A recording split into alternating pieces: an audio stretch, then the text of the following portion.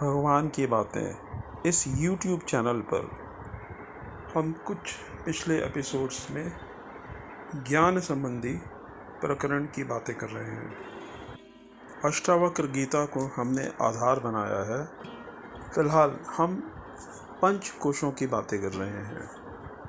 पिछले एपिसोड्स में हमने स्थूल शरीर संबंधी अन्नमय कोश की बात करी, फिर सूक्ष्म शरीर संबंधित प्राणमय कोश, मनोमय कोश और विज्ञानमय कोश के संबंध में कुछ हमने चर्चा करी थी। अब आज पांचवा कोश, जो कि कारण शरीर से संबंधित है, उसके बारे में बात करेंगे। पांचवा कोश है आनंदमय कोश। इसके संबंध में हम कुछ विचार पिछले एपिसोड्स में कर चुके हैं। हो सकता है इस एपिसोड में थोड़ा सा रेपिटेशन भी हो। शास्त्रों ने सुषुप्ति को आनंदमय कोश कहा है। सुषुप्ति में मात्र आनंद का ही अनुभव होता है। सुषुप्ति यानी गहरी निद्रा। गहरी नींद से उठने के बाद ये जीव हमेशा यही कहता है कि मैंने वहाँ पर आनंद का अनुभव किया, वहाँ दुख का लेश भी नहीं था, और मैंने जो अनुभव किया वो मात्र आनंद ही था। उस आनंद में एक तारतम्य थी, ना वो बढ़ रहा था ना घट रहा था। उसके आनंद के स्वरूप में, उसके सुख के स्वरूप में कोई परिवर्तन नहीं हो रहा था। एक समता थी उस सुख में। उस सुख की अवस्था में वहाँ कोई विषय नहीं था। जागृत में जो हम सुख या आनंद का अनुभव करते हैं, उसमें कोई विषय अनुभव होता है, किसी विषय की प्राप्ति होती है, किसी दुख की निवृत्ति होती है, जिस कारण हमें जागृत में एक सुख या आनंद की अनुभूति होती है। लेकिन सुषुप्ति में तो कोई विषय था ही नहीं। एक समता थी, एक रसता थी। ना वहाँ कोई दुख था, ना दुख की निवृत्ति ही थी। और ख़ास बात यह है कि इस सुषुप्ति का अनुभव हर प्राणी को, हर जीव को, हर मनुष्य को, यहाँ तक कि देवताओं को भी एक तरह का ही होता है।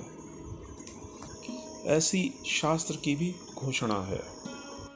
शास्त्र ये भी कहता है कि इस संसार में सुषुप्ति के सुख से बड़ा कोई सुख है नहीं। विषय सुखों में भी इतनी सुखरूपता नहीं है जितनी कि सुषुप्ति के आनंद में होती है। शास्त्र ने यहाँ तक कहा है कि स्वर्ग के आनंदों से भी बढ़कर सुषुप्ति का आनंद है, बल्कि ब्रह्मलोक के आनंद के तुल्य ही सुषुप्ति का आनंद है। जो ब्रह्मलोक में आनंद अनुभव होता है, वही आनंद कंपैरेटिवली सुषुप्ति में भी अनुभव होता है। इस सुषुप्ति के आनंद को भोगने के लिए जीव क्या क्या नहीं करता। सारे विषयों के आनंद को छोड़ देता है। दिन भर के जो विषय आनंद अनुभव करता है, उनसे थक कर ये सुषुप्ति का सुख चाहता है। विषय आनंद में तो इसको थोड़े ही समय के लिए आनंद मिलता है, फिर ये एक विषय को छोड़कर दूसरे विषय पर जाता है। थोड़ा सुख ये दूसरे विषय से ग्रहण करता है, फिर अन्य विषय पर चला जाता है। इस तरह दिन भर में ये कितने ही विषय भोगता है और कितने ही दुखों से ये छुटकारा पाता है, जिसकी वजह से भी इसको सुख की अनुभूति होती है। लेकिन कोई विषय सुख और कोई सुख जो कि दुख की निवृत्ति के कारण इसे अनुभव होता है, वो बहुत समय तक टिकता नहीं और इसको फिर नए नए विषय भोगने पड़ते हैं।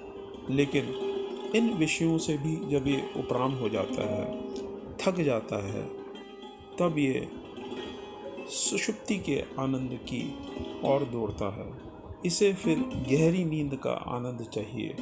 ये चाहता है कि मैं गहरी नींद में सोऊं और उस सुख में कोई विक्षेप उत्पन्न ना हो। सोते समय कोई इसको जगा दे, कोई खटपट हो, कोई आवाज़ हो तो इसे अच्छा नहीं लगता और ये सुख लंबे समय तक लेना चाहता है।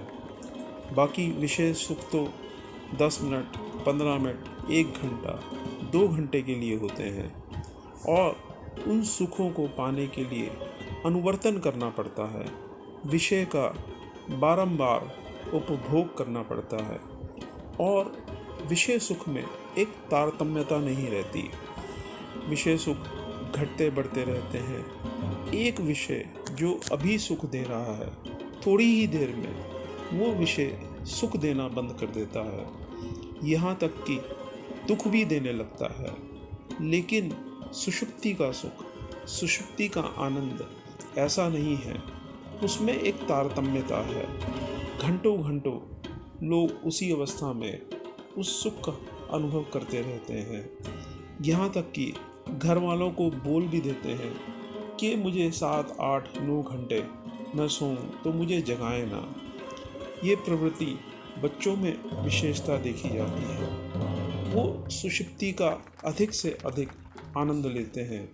उसका एक कारण ये भी है कि उनके सामने बहुत से विषय नहीं होते। उनकी इंद्रियां, उनका मन, बुद्धि आदि बहुत से विषयों को ग्रहण करने में, उनकी इच्छा करने में सक्षम नहीं होते, तो उनको विषय सुख उतना नहीं मिलता है। लेकिन मन को तो सुख चाहिए। अब विषय सुख नहीं मिलेगा तो वो सुषुप्ति का आनंद लेगा। सुषुप्ति का आनंद लेने के लिए लोग अपने कमरों को सजाते हैं, अपने पलंग को सजाते हैं, कमरे का वातावरण अनुकूलित कर लेते हैं, लाइट्स बंद कर देते हैं और कमरे को बिल्कुल शांत कर देना चाहते हैं। टीवी आदि सब बंद कर देते हैं जिससे कि कोई शोर शराबा ना हो, उनके आनंद में कोई कमी न रह जाए, उनके आनंद में कोई रुकावट न रह जाए, उनके आनंद को कोई डिस्टर्ब ना करे। ये सब करने के बाद अगर उनको नींद नहीं आती है तो वो स्लीपिंग पिल्स भी लेते हैं, नींद की गोलियां खाते हैं जिससे कि वो गहरी नींद में सो जाएं और उस आनंद का निरंतर घंटों घंटों तक अनुभव कर सके। वो आनंद विलक्षण है, इस संसार से विलक्षण है। संसारी आनंद तो जैसे अभी कहा विषयों से ही आता है, लेकिन सुषुप्ति का आनंद सीधा आत्मा से होता है। आत्मा के स्वरूप से ही वो जीव सुषुप्ति में अपने को आनंद से ओतप्रोत देखता है, वो आनंद स्वरूप ही हो जाता है। उस समय जागृत के कोई भी सुख उसे याद नहीं रहते, मानो उसकी 50 करोड़ की लॉटरी अभी भी निकली है। उस 50 करोड़ के सुख का वो अनुभव नहीं करता है और मानो वो किसी बहुत भयंकर बीमारी से ग्रस्त है और जागृत में उसे पता है कि वो कुछ दिनों का ही मेहमान है या कुछ घंटों का ही मेहमान है, परंतु गहरी नींद में उसे वो दुख भी अनुभव नहीं होता है। यानी कि सुषुप्ति में वो पूरी तरह से सांसारिक दुखों और सुखों से उपराम हो जाता है और एक विशेष आनंद का अनुभव करता है। इसीलिए जब कोई व्यक्ति बहुत दुखी होता है तो डॉक्टर्स उसे स्लीपिंग पिल्स दे देते हैं। कोई चीड़-फाड़ करनी हो, कोई ऑपरेशन करना हो तो डॉक्टर इंजेक्शन दे देते हैं बेहोशी का, और उस बेहोशी की अवस्था में इस जीव को, इस मनुष्य को कोई दुख नहीं भासता, वरन वो परम आनंद की अवस्था में होता है। जागृत के आनंद की, सुख की जो प्रिय मोद और प्रमोद वृत्तियाँ होती हैं, वो भी आनंदमय कोश का हिस्सा है। आज हम यहीं इस एपिसोड को समाप्त करते हैं। अगले एपिसोड में इस आनंदमय कोश के विषय में और चर्चा करेंगे।